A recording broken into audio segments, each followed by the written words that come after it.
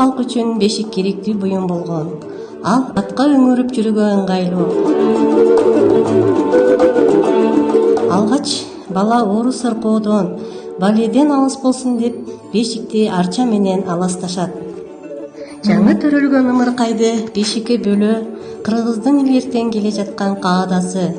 Наристе жарык дүйнөгө келгенине 7 күн болгондон кийин аны бешикке бөлүшкөн. Ырымга чүкө, балка, бычак, балта өңдүү аспаптар колдонулат. Эркек балага темирде жаны бек болсун деп балта, кыска балка салышат. Бешиктин сабына чүкө, үкүнүн канаты же шууру сыяктуу шылдырак оюнчуктар илинет. Бешик даяр болгон соң наристенин апасы баланы бешиктин оң жак капталынан алып келет.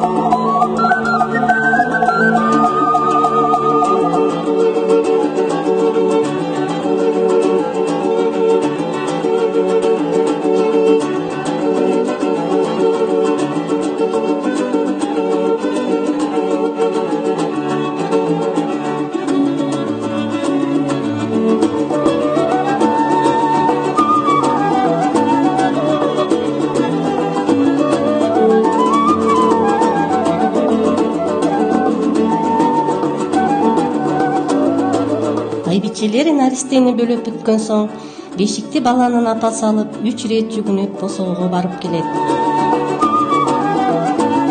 Ошол учурда апалар келинди алкап, наристенин өмүрүн тилеп бата беришет. Айбичелердин бири балага бешик ырын ырдайт. Бешик ыры баланы алаксытуу үчүн ырдалганы менен маңызында наристенин келечегине байланыштуу изги тилектер камтылат. Ошондой эле бешик ыры балага акыл насаат айтып, тарбиялык мааниде колдонулганы менен өзгөчөлөнөт.